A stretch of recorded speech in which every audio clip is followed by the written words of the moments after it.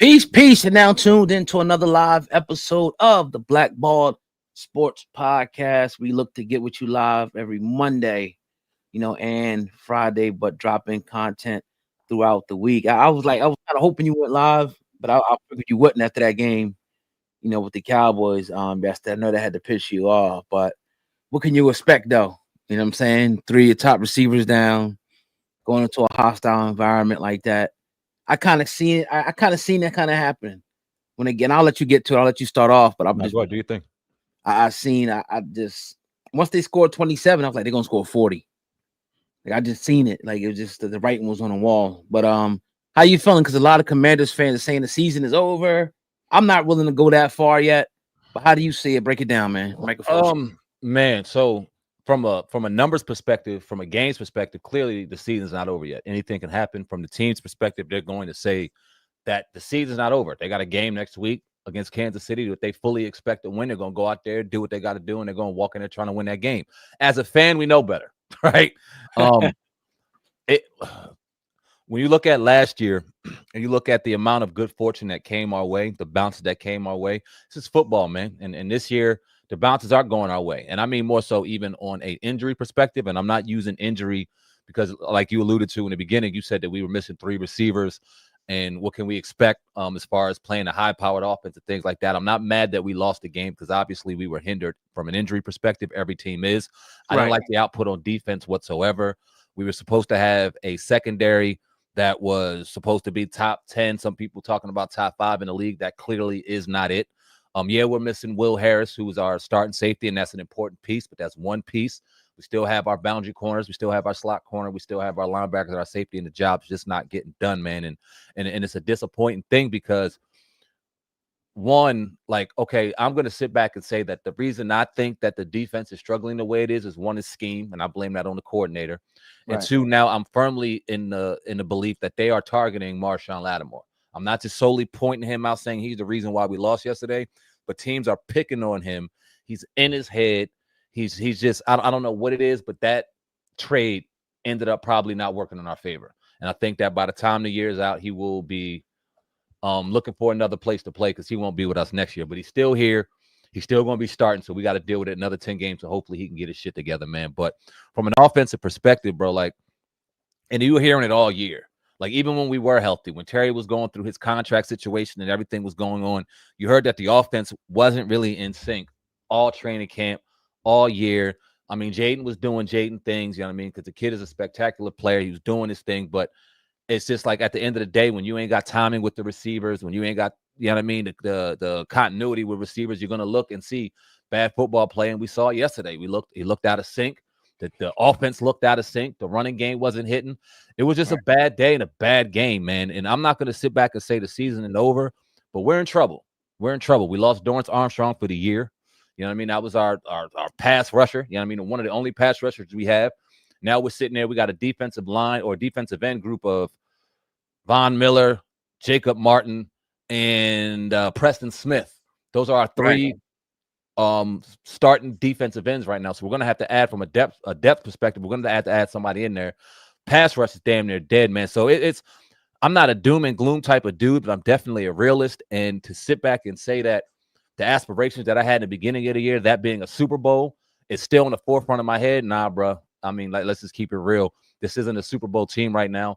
Completely healthy, we would have to ask ourselves if it's a Super Bowl team because of the continuity and the chemistry we had. If we had everybody at full tilt, maybe it'll look a little different. But the fact of the matter is we don't, and they're not getting the job done. And it sucks, man. It sucks because you had huge aspirations. I'm not sitting back. I know a lot of fans are going, this is just like Dan Snyder. Oh, he's RG3. I'm not doing all that bullshit whatsoever because I've wanted for 30 years to have competent people doing the right things in our organization. I still think that's going on. But when you have the injuries and we don't get continuity in training camp, we don't have all our pieces and think this is what we see.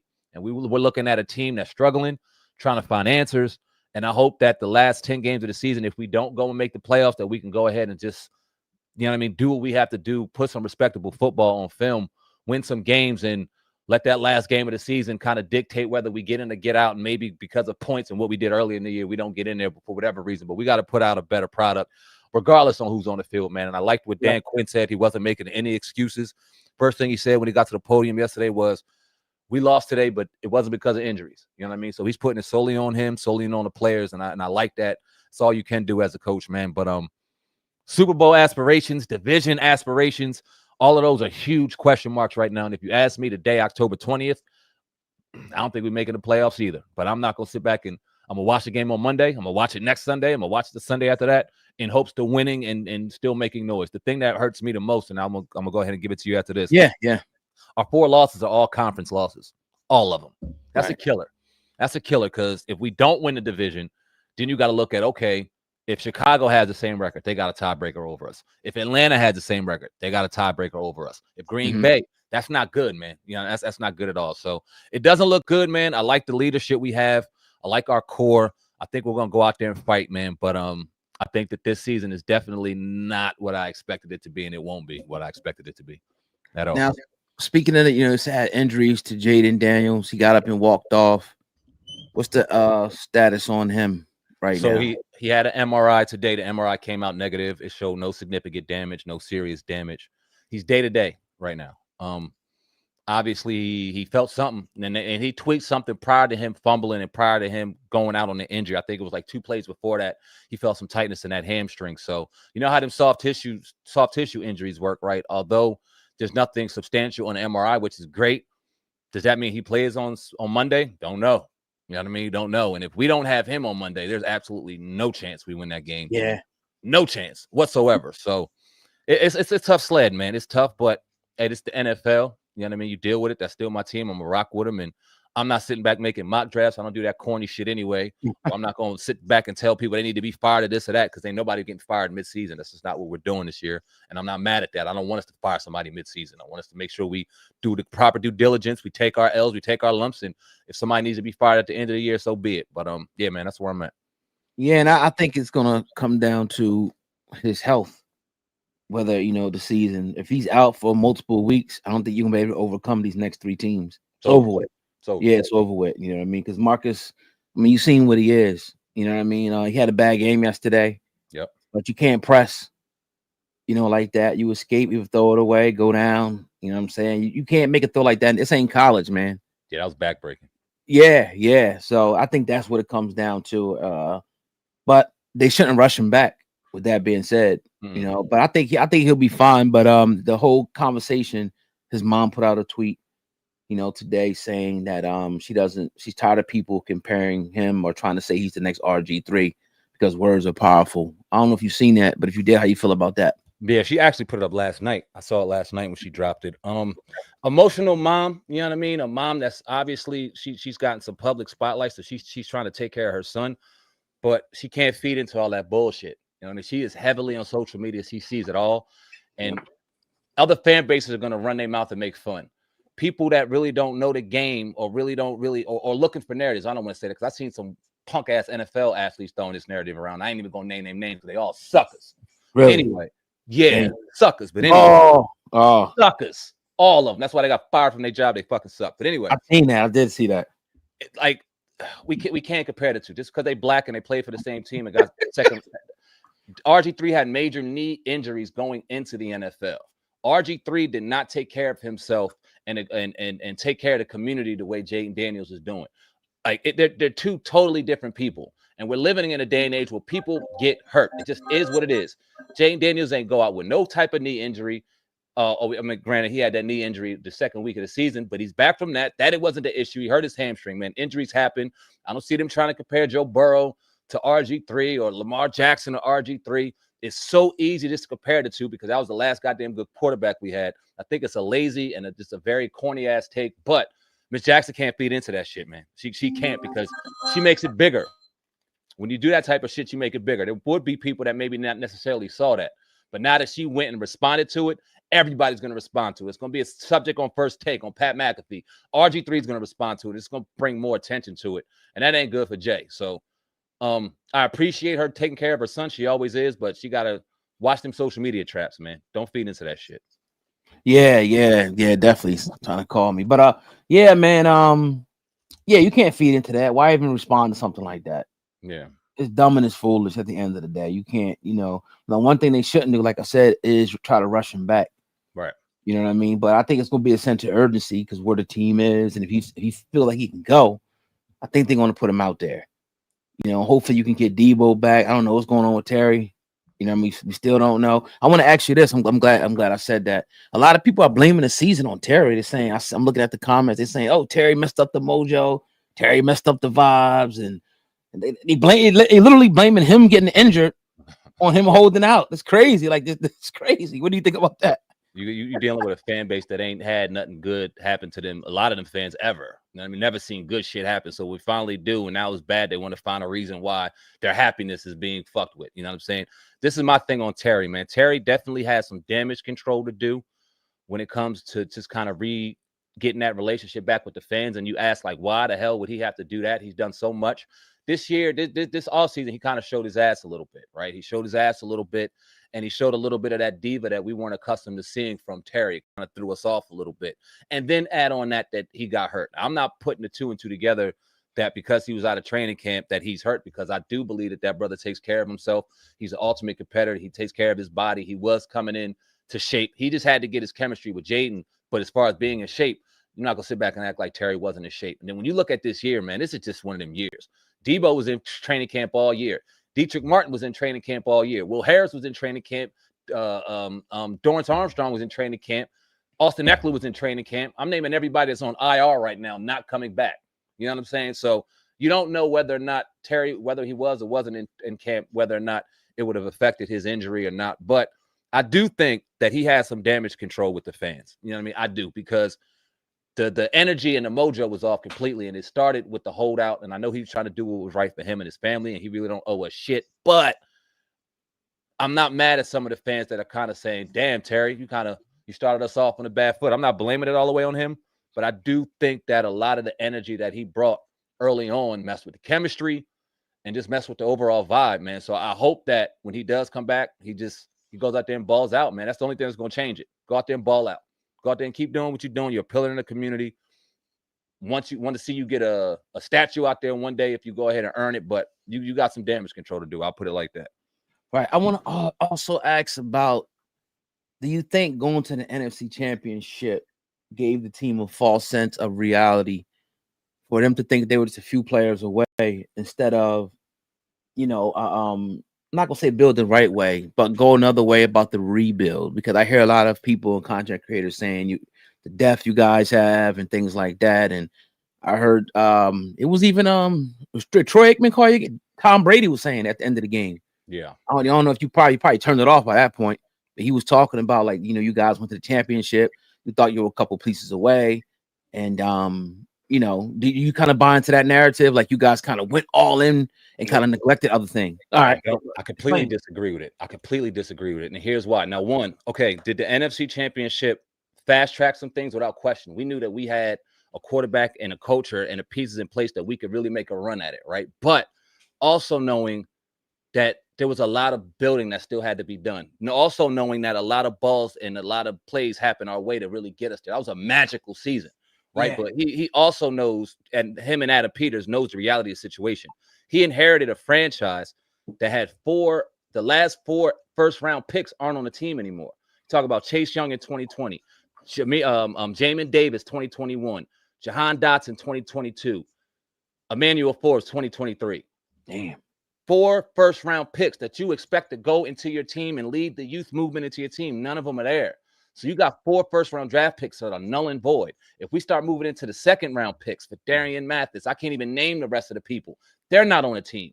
There's probably like 3 or 4 players from that regime that they got inherited that are actually worth a damn. So it's like, all right, so I got to sit back and build a roster. He didn't think that he built a Super Bowl roster last year. Just happened to get 60 minutes away, 1 game away from the NFC Championship. But when you look at these contracts, he signed Eddie Goldman, 1-year deal. Bobby Wagner back, 1-year deal. Zach Ertz back, 1-year deal. A lot of these players, he got Javon Kinlaw got a 3-year deal, but he's also 26, 27 years old. A lot of the older players got 1-year deals. And when you look at how we're structured cap-wise, next year we're going to have a top 5 cap room in the league as well. So I think that right now he's just trying to fill the roster while at the same time build through the draft. At the same time, make sure that we know that we have a window in place, and if we can go and get a left tackle in Laramie Tunsil, to add to value to Jaden Daniels, and we can get a Deebo Samuel because we needed another draft pick or we needed another wide receiver. I'm not mad at those moves, but I don't think those moves were him overpaying in pursuit of trying to go out and chase a ring. This wasn't the Houston Texans where he went and grabbed every wide receiver out in there known to man, but didn't take care of the offensive line. I don't think that at all.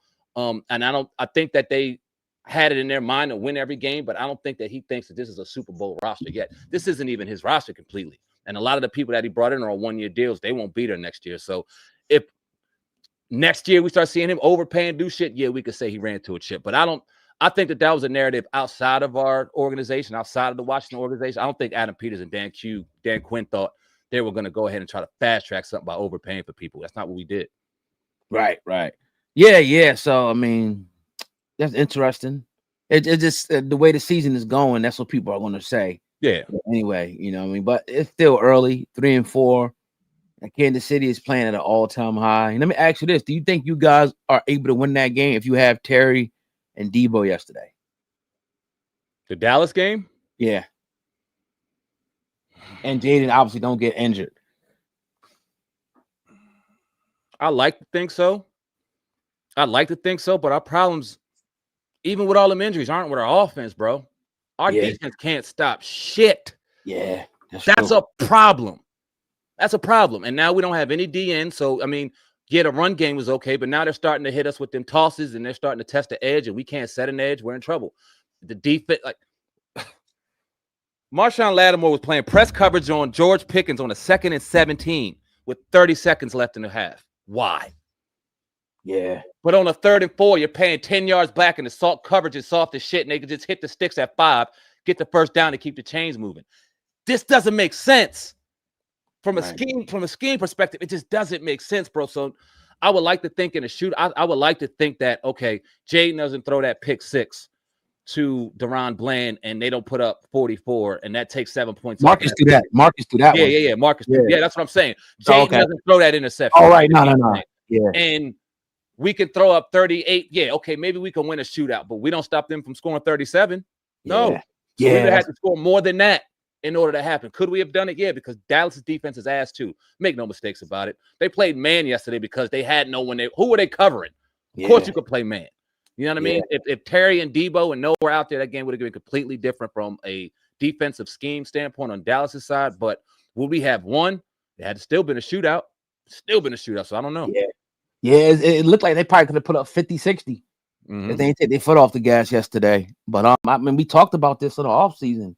When they got Pickens, he's a contested catch fucking monster, man. God damn. Even for us, when he played against us, I'm like, this motherfucker's a problem, yo. Bro, he better, hot take, but I'm going to say it and I mean it. He better than CeeDee Lamb, to me. Yeah. I mean, I can see why he's better than CeeDee Lamb, bro. I can see why you can say that. Yeah. I'm more scared of him than I am of CD. CD caught that touchdown because dumbass Marshawn wants to run into Quan Martin, and these two dummies want to collide with each other in the secondary. George Pickens was eating our asses alive, bro. Right. Let me read this comment by DRZ, both of them. He put, Commanders put themselves high on my shit list, but I like Jaden. Hope he gets well soon so we get back to beating the brakes off of him. Then he put, you were on track to at least start a comeback yesterday if JD doesn't get hurt. What do you think about that? I would like to hope so, but if Jaden doesn't get hurt, do we win that game? I don't know. He ain't got no weapons, bro. No weapons. That's what I'm saying, bro. Like, so I would hope, okay, hopefully he would have gotten out of that non-injured, but I still think even with Jaden, we lose that game yesterday. Yeah. We have nobody. And then on top of the fact, like, okay, add insult to injury, we had nobody to throw to.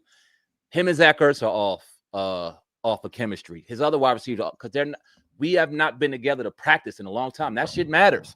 And it looks crazy when you got somebody airmailing a ball. You're like, damn, Jaden don't throw it like that. But you got Zach Ertz cutting his route short because he's at the sticks and he notices the coverage. And if they were in sync, Jaden would have knew, all right, let me hit that because Zach Ertz is about to take this short like a Kelsey and a Mahomes type shit. But they're not on the field together, man. And it shows, bro. It shows. Yeah.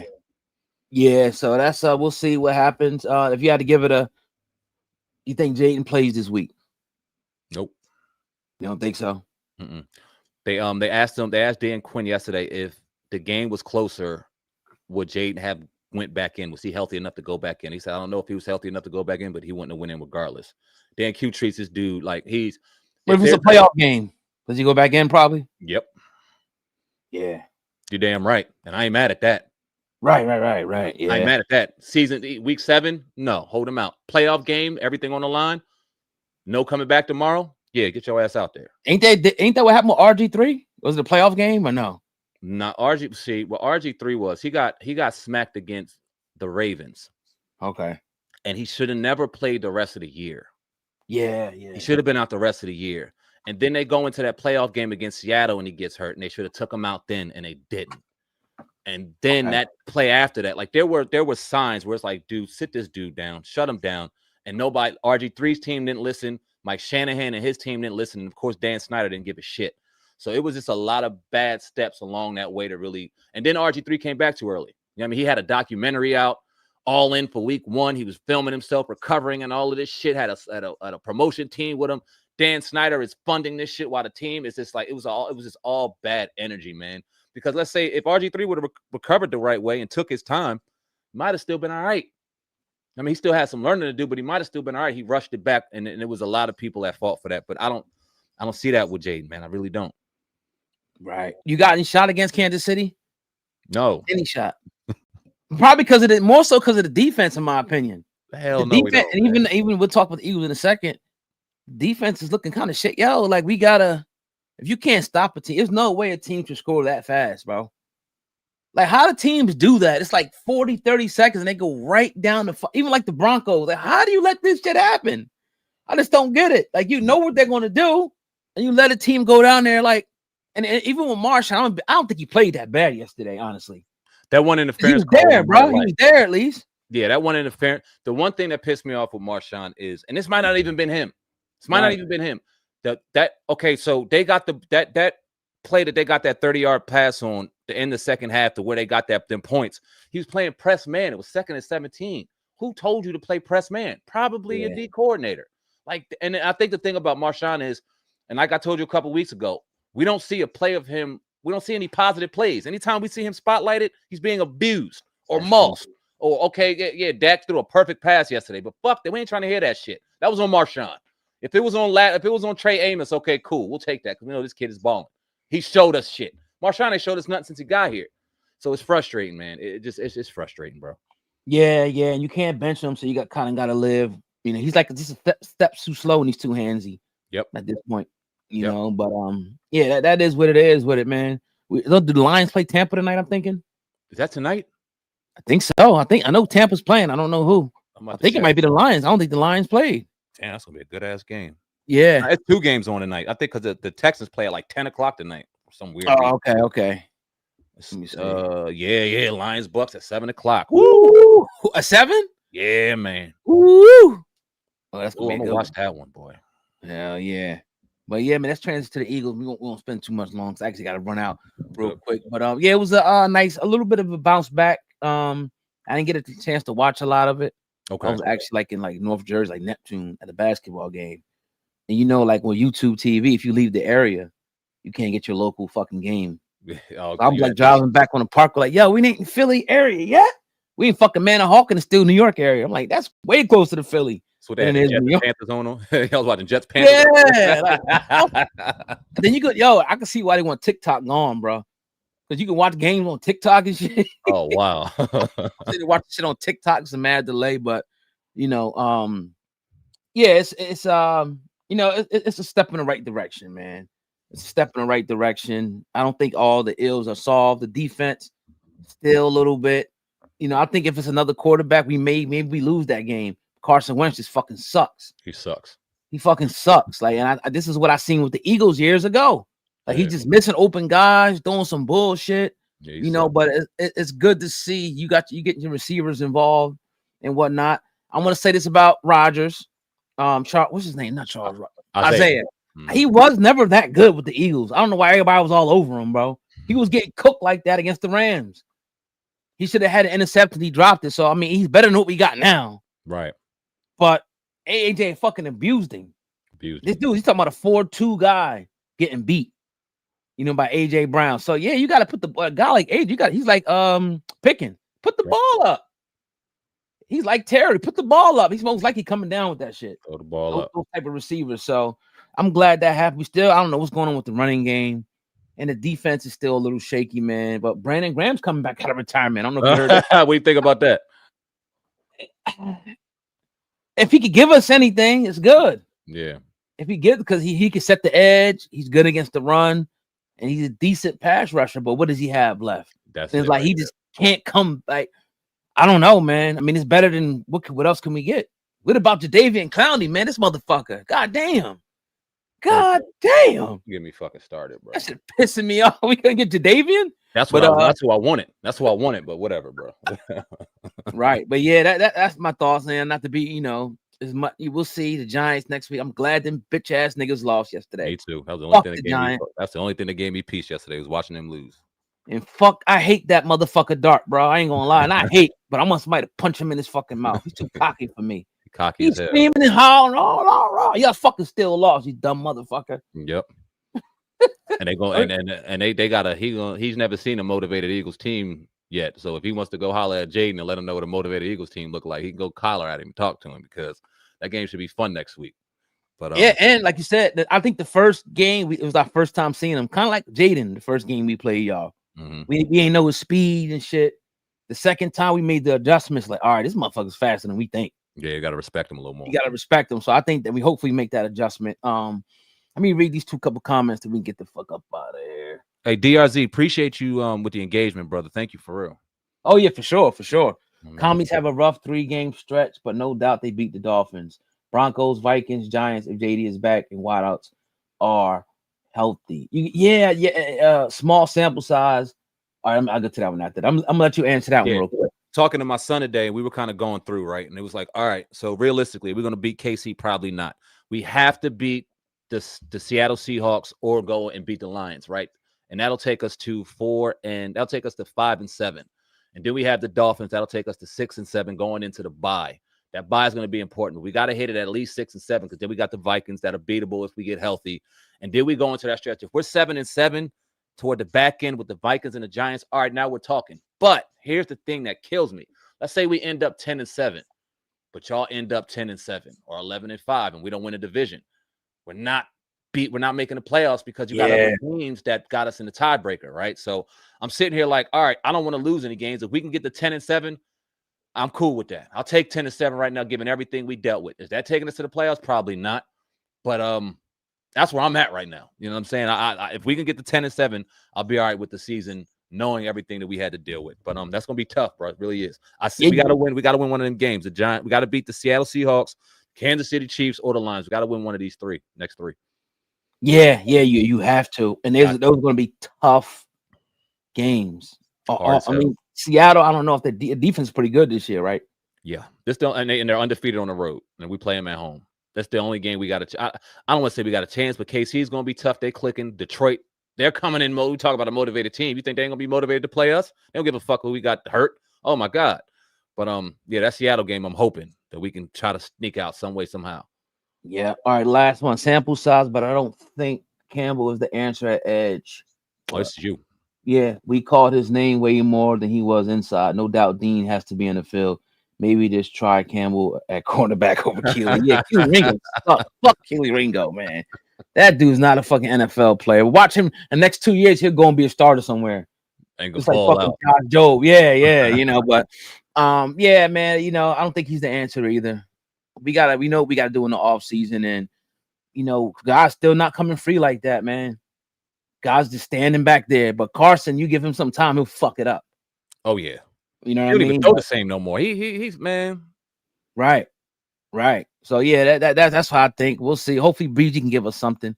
Yeah. Season over, they win one game the rest of the way. I don't know who he's talking about. He's talking about us, but that's I appreciate your engagement, clown. It's like, nah, Steve, I appreciate your engagement. I disagree. We gonna one game, so we gonna lose against the Giants and lose. Nah, I don't see that, bro. I don't see that. What I see happening is, probably, you got, like you said, you got to win one of these three. Got to. If you don't, it's over. But if you can somehow salvage one of these three, get to the bye week, get healthy, get Terry Debo back, and get like a couple of games to bounce back, you could be back into, that's a lot of ifs. It's a lot of ifs, bro. A lot of ifs. So a lot. Yeah, man. But yeah, respect. Definitely, DRZ. I appreciate it. Yeah, we trying to appreciate climb. you. We're trying to climb, man, and grow the channel little by little. We inching up, day by day. So we appreciate you. Yes, sir. Being on. But yeah, I would do the. I gotta run, go pick somebody up real quick. Go do your thing, bro. But yeah, man, another great episode of Black Ball Sports Podcast. Check in with us throughout the week. Dropping content every Friday and Monday. We going live. We appreciate y'all, man. We out of here, man. Peace. Peace out. All right, bro. I'll holler at you. All right, bro. Be safe.